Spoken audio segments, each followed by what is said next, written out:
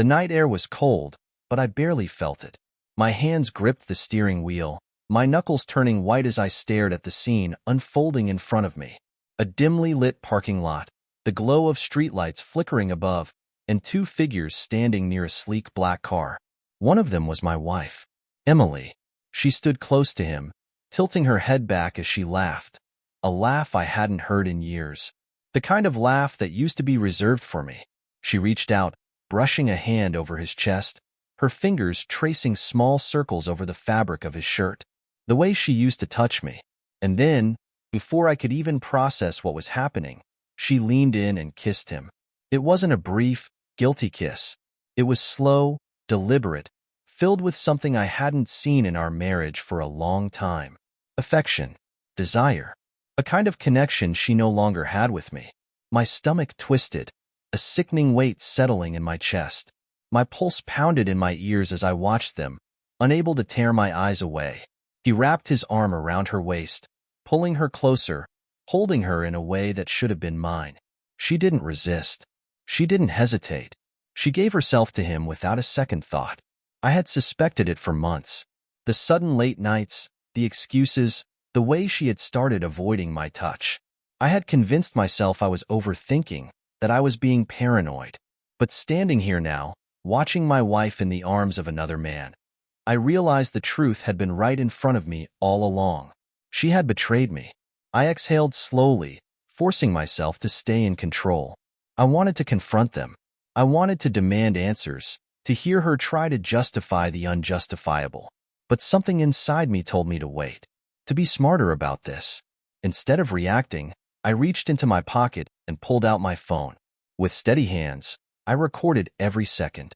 The way she smiled at him, the way she leaned into him as he whispered something in her ear, the way she touched him so effortlessly, so naturally, as if he was the man she had chosen. She thought she was being careful. She thought she was getting away with it. But she had no idea that tonight, everything was about to change. 12:47 a.m., back home. The front door creaked open, and I sat in the dimly lit living room, waiting. My hands rested on my knees, my breathing calm. The adrenaline was still coursing through me, but my mind was clear. Emily walked in, humming softly to herself, still glowing from the night she thought she had gotten away with. She tossed her purse on the counter, checking her phone quickly before setting it face down. Probably a message from him. She didn't even notice me at first. I sat in silence, watching her. She stretched, letting out a small sigh, then finally turned toward the living room. The moment her eyes landed on me, she froze. Her body stiffened. Her smile faltered. There was a flicker of something in her eyes. Shock, confusion, before she masked it with an easy grin. "Oh," she said, forcing a chuckle. "You scared me. Why are you sitting in the dark like that?" She was already lying. I studied her for a long moment. The same woman I had built a life with. The same woman I had trusted with everything. And yet, I didn't recognize her anymore. The warmth, the love, the connection we once had, it was gone. She had already made her choice. And now, it was time for me to make mine. Emily stood frozen in the doorway, her keys still dangling from her fingers. The fake smile on her lips didn't match the flicker of panic in her eyes. She was a terrible liar, always had been. I leaned back in my chair, my fingers tapping against my knee, watching as she struggled to mask her discomfort. She knew something was wrong. She just didn't know how bad it was going to get. "Late night?" I finally said, keeping my tone calm. Too calm. She blinked, recovering quickly, her lips curling into a smirk. "Yeah, you know how it is. Ashley needed to vent, so we grabbed drinks. Tom got away from us." Ashley, the same friend she had used as an excuse a dozen times before. The one who supposedly had endless problems that only Emily could solve. I let the silence hang between us, watching as she shifted uncomfortably. She wasn't used to me being this quiet, this unreadable. "Must have been quite the conversation," I mused, my voice steady, "considering you were nowhere near Ashley's usual bar." She flinched, just a tiny movement, but I saw it. What?" she stammered, forcing a laugh. "What are you talking about?" I exhaled, leaning forward, resting my elbows on my knees. Then, without breaking eye contact, I pulled out my phone, turned the screen toward her, and pressed play. Her laughter filled the room, but not from her lips. It was coming from the video. There she was, clear as day, standing with him, smiling, touching, kissing.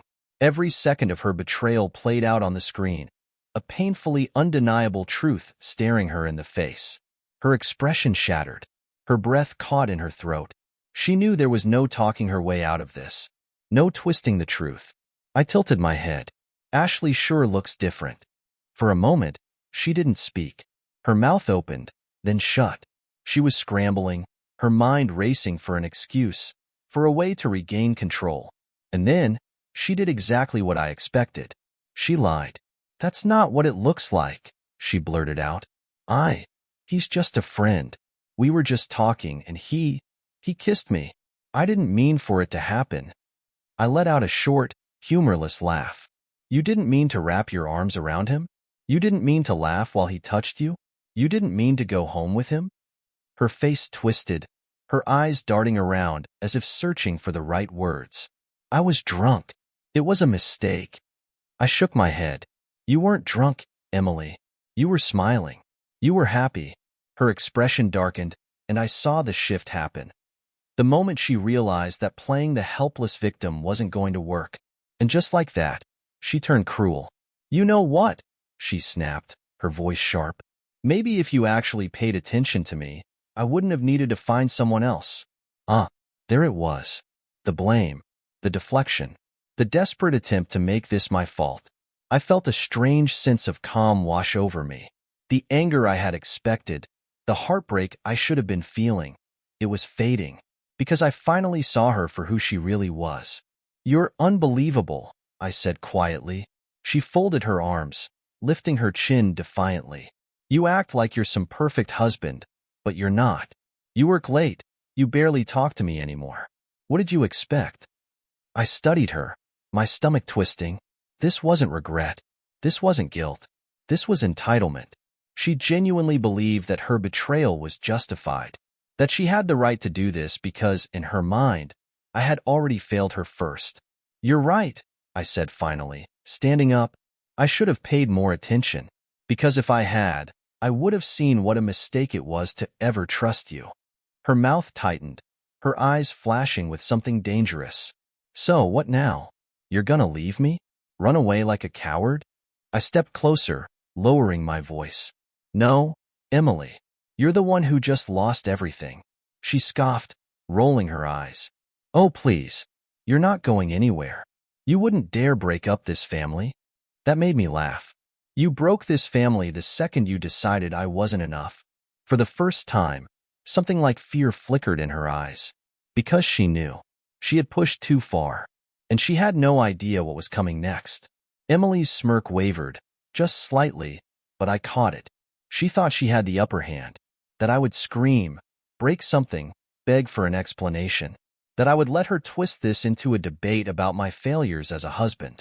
But I didn't give her that satisfaction. I stood there, arms crossed, watching as her mind raced for a way to regain control. She thought she knew me. She thought she could predict my next move. She was wrong.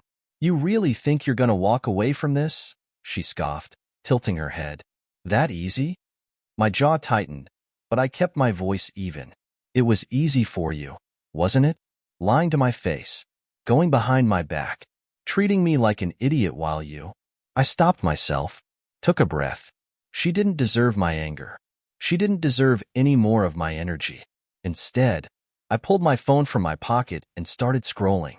Emily narrowed her eyes. "What are you doing?" I ignored her, tapping on the screen. Then, after a moment, I turned it toward her. She paled, because she was looking at the proof: text messages, bank statements, hotel reservations. Months of betrayal. She barely had time to process it before I dropped the final blow. "I already sent this to your parents." Her breath hitched. Her pupils dilated. For the first time, she looked genuinely afraid. "You." "To my lawyer, too," I added casually. "Figured I'd get a head start on the paperwork." She lunged forward, trying to snatch the phone from my hand, but I stepped back. "You bastard," she shrieked. I almost laughed. She was angry? After everything she had done, she had the audacity to act like the victim? You don't get to be mad, Emily, I said, shaking my head. You did this. You threw away our marriage, our family, and for what? Some guy who probably doesn't even love you. Her lips parted, but for once, she had nothing to say.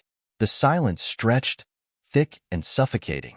Then, slowly, her face twisted into something cold, something ugly.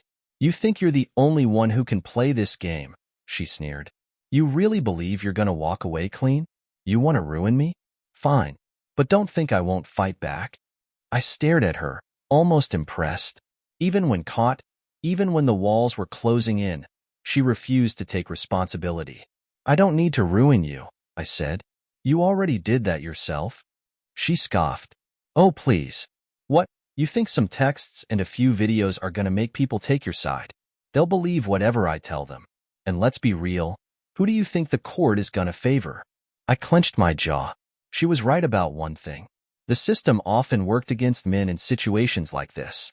If she played her cards right, she could still walk away with half of everything I had, maybe even custody of the kids. She saw my hesitation and smiled. She thought she had me trapped, but she didn't know everything. I sighed, rubbing my temple. Emily, I said, voice softer now. I really hoped, even after all of this, that there was some part of you that would at least care about the damage you've done. She rolled her eyes. Spare me the speech. You're not the victim here. I stared at her for a long moment. Then, I nodded to myself. Okay. And with that, I turned around and walked toward the hallway. She blinked. Wait, where are you going? I didn't answer. I simply walked into the bedroom, grabbed a single bag that was already packed, and slung it over my shoulder. Emily's expression shifted from smug to confused. Wait, what the hell is this? She demanded. Where are you going? I exhaled, stepping toward the front door. I'm leaving, Emily. She scoffed. Yeah, right. You're not going anywhere. You love this house too much. I already moved my things out earlier today. Her mouth snapped shut. You were so busy with your little date, you didn't even notice, I added. Half of my stuff is already in a storage unit. The rest, I don't care about. She blinked, struggling to process it. But, and before you get any ideas, I interrupted, holding up my phone. The bank accounts? Frozen. The house? Already in my lawyer's hands. You want to fight for it? Go ahead. But good luck paying for it without my income. The color drained from her face. You wouldn't. I already did. She took a step forward, then another, her fingers twitching at her sides. She was panicking. She thought she had all the power. But she had no idea that I had been planning this from the moment I knew the truth. You don't get to do this, she whispered, voice trembling. You don't get to just walk away and leave me with nothing. I tilted my head. You didn't seem to mind when you were walking away from me every night, did you? Her lips pressed into a thin line. She had no more excuses, no more lies, just the cold, hard reality of what she had lost. I reached for the doorknob. She inhaled sharply. Wait. I paused, but I didn't turn around. Her voice cracked. We can fix this. I closed my eyes, taking in the weight of her words. Once, a long time ago, I might have believed them. I might have wanted to believe them, but not anymore. I turned my head slightly, just enough to meet her gaze. No, Emily, I said. You already broke it. And with that, I walked out the door. The door shut behind me with a quiet but final click. For a moment, I just stood there, staring at the darkened street ahead. The night air was cold, crisp, and liberating. For the first time in years, I wasn't trapped. No more lies. No more walking on eggshells. No more pretending I didn't know what was happening. I took a deep breath and exhaled slowly. It was over. Or so I thought. Because just as I turned to walk toward my car, the front door burst open behind me. No. Emily's voice, raw, desperate. Not with love, not with regret, but with fury. The moment I faced her, she was already charging at me. You don't get to leave, she shrieked, grabbing my arm. Her nails dug into my skin as she yanked at me, eyes wild. You think you can just walk away and be done with me? You think you can just ruin my life like this? I yanked my arm free. You ruined your own life, Emily. She let out a hysterical laugh, her breath ragged. Oh, come on. You think you're some kind of victim? Her eyes narrowed, calculating. You were never enough for me. You know that? You were boring, predictable. I needed something more. A sharp sting of anger shot through me, but I didn't react. I just stared at her, at this person I no longer recognized. You needed more? I repeated, my voice disturbingly calm. So that's why you snuck around behind my back? Lied to my face? Made a fool out of me? Emily crossed her arms. I didn't make a fool out of you. You did that to yourself by believing I still wanted this marriage. I let out a quiet, humorless chuckle. You're incredible, you know that? Even now, after everything, you still can't admit you're the one who destroyed this. She scoffed. Oh, please. If you were half the man I needed, I wouldn't have had to look elsewhere. That was it. I wasn't going to let her rewrite history. You know what, Emily? I took a step closer, lowering my voice. You were right about one thing. She blinked, caught off guard. What? I was a fool. For trusting you. For loving you. For not seeing the truth sooner. And with that, I turned and walked toward my car. Emily stood there for a second, breathing hard, her mind scrambling for something, anything, that would keep me under her control. And then, she made her final move. If you leave now, she called out, her voice dripping with venom, you'll never see the kids again. I froze. The words hit me like a gunshot. Slowly, I turned back, my entire body rigid. What did you just say? Emily smirked, crossing her arms. You heard me. I'll tell them whatever I have to. Make them hate you. Make sure they never want to see you again. For a long moment, I just stared at her, my pulse thundering in my ears. The woman I married, the woman I once loved, was gone. All that was left was this cruel, manipulative stranger standing in front of me. I stepped closer until we were inches apart. You try to take my kids away from me, I said, my voice so low it was almost a growl, and I will destroy you. For the first time that night, real fear flickered in her eyes. You think you hold all the power, I continued, staring her down. But you forget. I have proof of everything. And trust me, I will use it. You want a war? I'll give you one. But you will not take my children from me. Emily swallowed, her confidence wavering. The courts always side with the mother, she murmured. But this time, her voice lacked conviction. I leaned in. Not when the mother is a lying, cheating, manipulative mess. She opened her mouth, but no words came out. I exhaled sharply, shaking my head. I don't care what you do, Emily. Lie, scream, play the victim.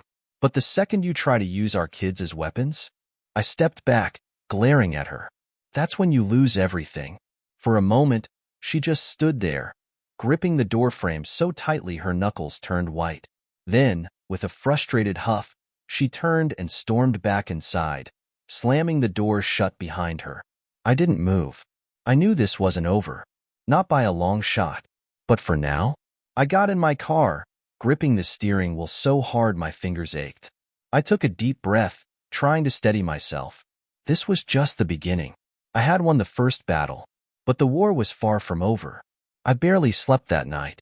Even after I left, after the final, venomous words Emily threw at me, my mind wouldn't shut down.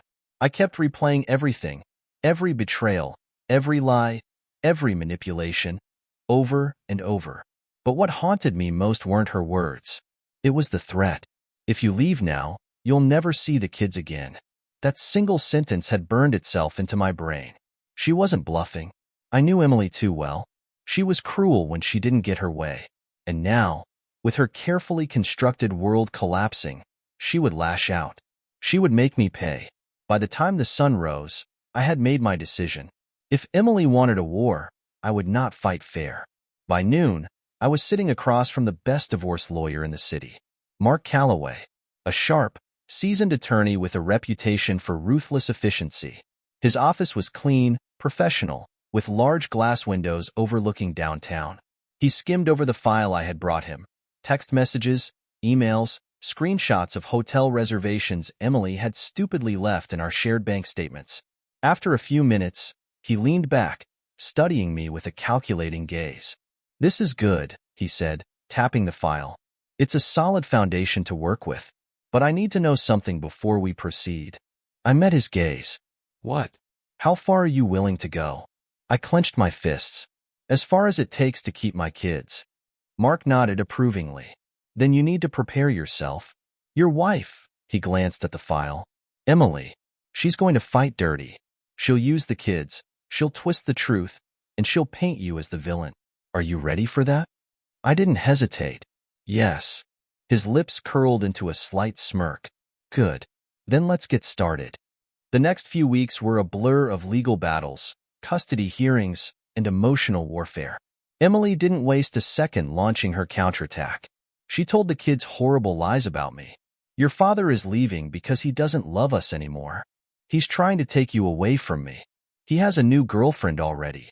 That's why he's doing this." I found out about the lies through my oldest son, Tyler. One night, he called me in tears, his voice shaking. "Dad, is it true? Are you leaving because you don't want us anymore?" My heart shattered. I gripped the phone. "No, Tyler. Listen to me. None of that is true. I love you and your sister more than anything in the world." "But Mom said—" I cut him off gently. "I know what she said, and I know this is confusing, but I promise you, I am fighting for you. No matter what your mother says, that will never change." A pause. Then, in a small, broken voice, he whispered, "I miss you, Dad." I clenched my jaw, fighting back the rage building inside me. "I miss you too, buddy, and I'm going to fix this." That night, I made a vow. Emily wanted war? She was about to get one hell of a fight. The next court hearing was a disaster for her. Mark had done his homework. He exposed everything: her affairs, her financial recklessness, her neglect. He presented evidence so damning the judge's expression turned to thinly veiled disgust. Emily, of course, played the victim. She sobbed, painted herself as the wronged wife, claimed I was the one tearing the family apart. "I don't understand how he could do this to me," she cried dramatically. "I gave him everything, and now he's trying to rip my children away from me." Mark remained unimpressed. He stood up, flipping through a file before sliding a document across the table. "Mrs. Carter," he said smoothly, "would you care to explain these?" Emily glanced down. The moment she saw what it was, her face drained of color. Bank statements, dozens of transactions, hotel bookings, fancy dinners, gifts, all charged to our joint account. Proof of her affair. Emily's lawyer tried to object, but the damage was already done. The judge wasn't an idiot. At the end of the hearing, the judge ordered a temporary custody arrangement, one that gave me joint custody. Emily had wanted full control. She left the courtroom furious, and I left with the first real victory in my hands. But I knew this wasn't over. Not even close. The next day, Emily called me. I answered, expecting another screaming match. Instead, her voice was eerily calm. "I want to talk." I frowned. "About what?" "The kids. Us." I hesitated. I didn't trust her. Not after everything. But for the sake of my children, I agreed. We met at a cafe, a neutral place. She was already sitting at a corner table when I arrived, stirring her coffee absent-mindedly. The moment she saw me, she smiled. A slow, knowing smile that made the hairs on my neck stand up. Something was wrong. Then she leaned in, lowering her voice. "You think you've won," she murmured, her eyes gleaming. "But you haven't seen anything yet." A chill ran down my spine. Emily wasn't done. She was just getting started. Emily's words haunted me long after I left the cafe. "You think you've won, but you haven't seen anything yet." That wasn't frustration. That wasn't empty rage. That was a promise. Emily wasn't done with me.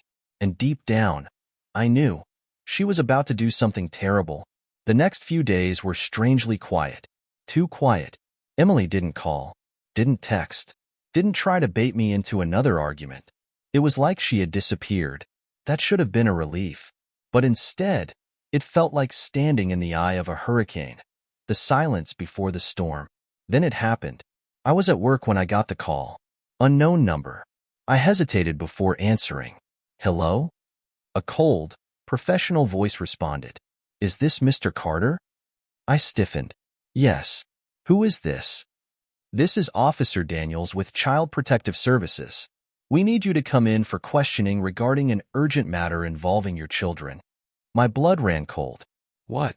My voice came out hoarse. What are you talking about? There's been a report of child endangerment and domestic abuse. The allegations are serious. We need you to come in immediately. My stomach twisted. I already knew who was behind this. Emily. I didn't even ask for details. I just hung up and rushed to my car. My hands trembled as I gripped the steering wheel, my mind racing. This wasn't a mistake. This wasn't some misunderstanding. Emily had set me up, and if I didn't fight back, I could lose everything. When I arrived at the CPS office, a woman was waiting for me. Detective Rachel Monroe, late 40s, sharp eyes, and an expression that told me she had seen it all before. She gestured for me to sit. I did, forcing myself to stay calm. We received a report, she said, flipping through a file. A very disturbing one. My jaw clenched. From Emily. Her expression didn't change. The report alleges that you've been physically abusive toward your children, that they're terrified of you. I almost laughed. Almost. Instead, I leaned forward, looking her straight in the eyes. That's a lie. A calculated, manipulative lie. She didn't react. Your wife has provided statements. She's also submitted photos of bruises on your son's arms. Can you explain that? I sucked in a breath. Photos? She was fabricating evidence. I had never laid a hand on my children. Not once. She's lying, I said, my voice tight. She's trying to destroy me because I filed for custody. This is a game to her. A sick, twisted game. Detective Monroe studied me for a long moment. Then she slid a notepad toward me. Tell me everything. So I did. I laid it all out. The affairs, the emotional abuse, the manipulation, the way she had used the kids as weapons. I told her about the threats, the mind games, the fact that she was unraveling now that she was losing control. By the time I finished, Detective Monroe was silent. Then she sighed. Mr. Carter, I believe you. Relief crashed over me like a wave. But belief isn't enough, she added quickly. Emily is smart. She knew exactly what to say to make this look convincing. In these types of cases, they're complicated. The courts always lean toward protecting the children first. A bitter taste filled my mouth. So what does that mean? It means, she said carefully, that while we investigate, a temporary restraining order will be placed against you. My stomach dropped. What? She folded her hands. You can't see your children until we finish our investigation. The room spun. This was Emily's plan all along. Not to win in court. Not to prove she was a better parent. Just to keep me away from my kids. I gritted my teeth. How long? Depends. Could be weeks. Could be months. Months. Months without seeing my kids. Without tucking them into bed. Without hearing their laughter. Emily had taken everything from me before. Now, she was trying to take the only thing that mattered. I wouldn't let her. The moment I left the office, I called my lawyer. Mark picked up on the second ring. I was about to call you, he said. We have a problem. No kidding, I snapped. Emily filed a false abuse report. CPS just hit me with a restraining order. Mark cursed under his breath. I was afraid of this. She's pulling every dirty trick in the book. How do we fight this? I demanded. He exhaled. First, we get proof she's lying. We find inconsistencies in her story. We get character witnesses, family members, teachers, anyone who can vouch for you. I paced the sidewalk, my pulse hammering. And how long will that take? Mark hesitated. It won't be overnight. But listen to me, Carter. You will win this. Emily is desperate, and desperate people make mistakes. She's going to slip up. I inhaled sharply. He was right. Emily thought she was untouchable. She thought she could do anything and get away with it. But she had underestimated me. I wasn't just going to fight. I was going to bury her. And when this was over, when the truth came out, Emily would have nothing left. The days following the restraining order were a blur of sleepless nights and relentless strategizing.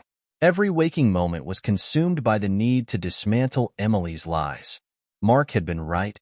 Desperation made her reckless, and her facade began to crack under scrutiny. First, there were the photos. Emily had submitted grainy images of Tyler's arms, allegedly showing bruises from my abuse. But when Mark subpoenaed the original files, the metadata revealed the photos had been taken weeks before I'd even filed for divorce, back when Emily was still playing the doting wife. Worse, Tyler's pediatrician confirmed the marks were from a fall during soccer practice, documented in his medical records.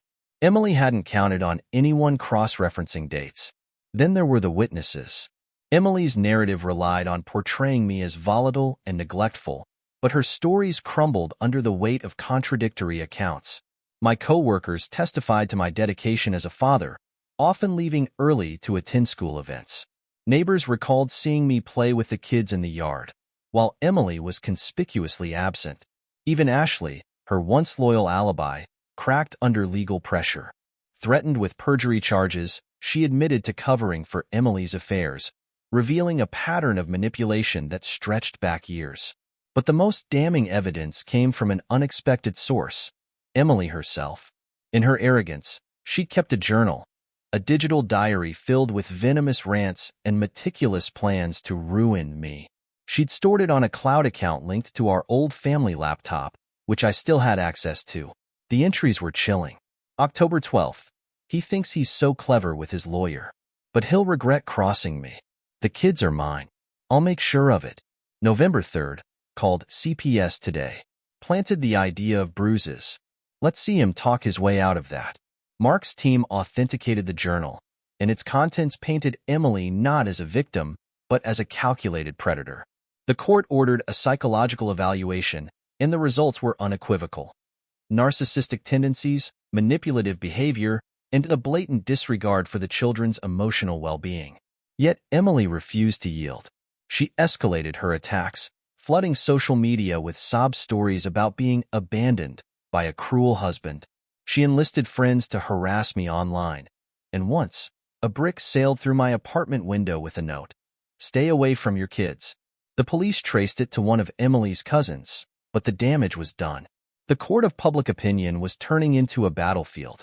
Through it all, the hardest part was the silence. The restraining order barred me from contacting Tyler and Lily, and the absence of their voices left a hollow ache in my chest. I'd scroll through old photos, clinging to the sound of their laughter in my memories. Mark assured me it was temporary, but time stretched like a blade, cutting deeper with each passing day. Then, a breakthrough. During a custody hearing, Emily's lawyer pushed for sole custody, citing my alleged instability.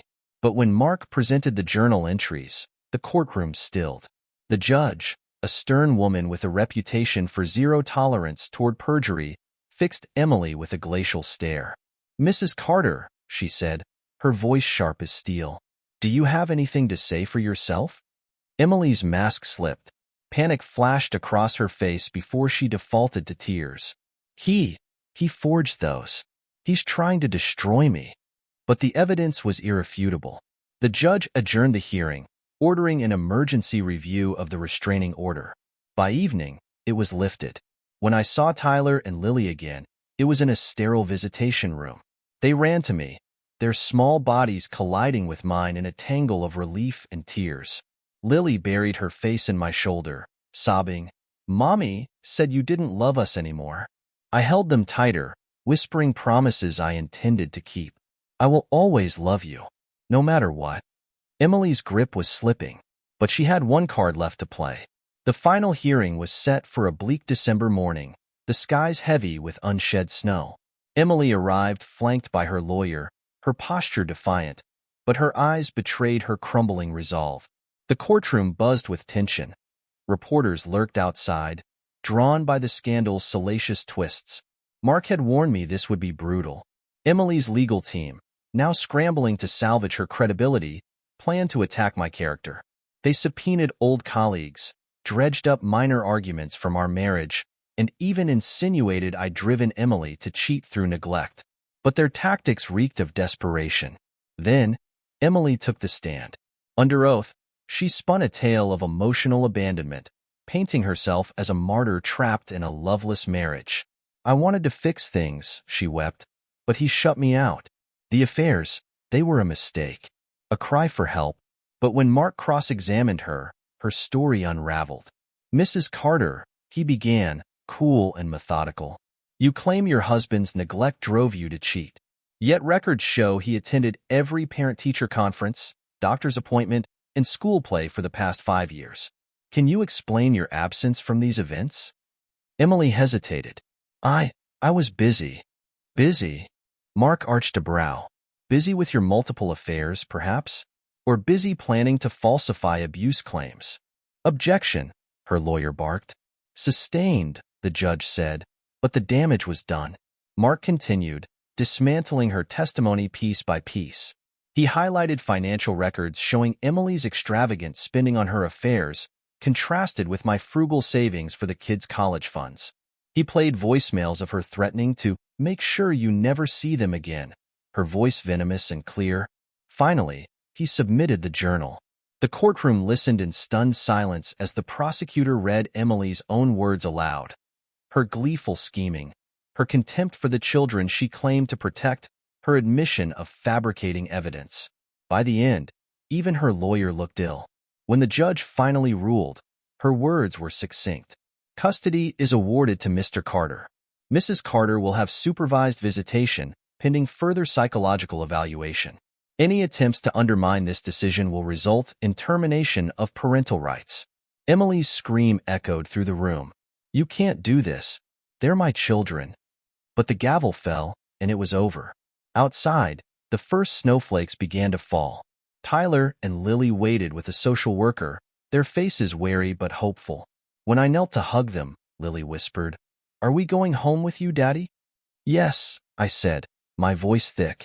We're going home. The aftermath was quieter, but no less fraught. Emily, stripped of her power, spiraled. She violated the visitation terms twice, showing up drunk, screaming at the social workers, and lost access altogether. Her family, once her fiercest defenders, disowned her after the journal's contents went public. Months later, I sold the old house and moved the kids to a smaller town, far from the gossip and ghosts. Therapy helped them process the lies, and slowly, their laughter returned, tentative at first, then bright and unburdened. One evening, as I tucked Lily into bed, she asked, Is Mom ever coming back? I smoothed her hair, choosing my words carefully. She needs help, sweetheart. But no matter what, I'm here. Always. She nodded, content, and drifted off. As I stood in the doorway, watching the moonlight spill over their peaceful faces, I felt the weight of the past year finally lift. The war was over. The scars remained, but so did the quiet certainty that we'd survived. Emily's final act was a letter, slipped under my door one night. Pages of rage, blame, and bitter regret. I burned it unread. Some stories don't deserve endings. Ours had already begun anew.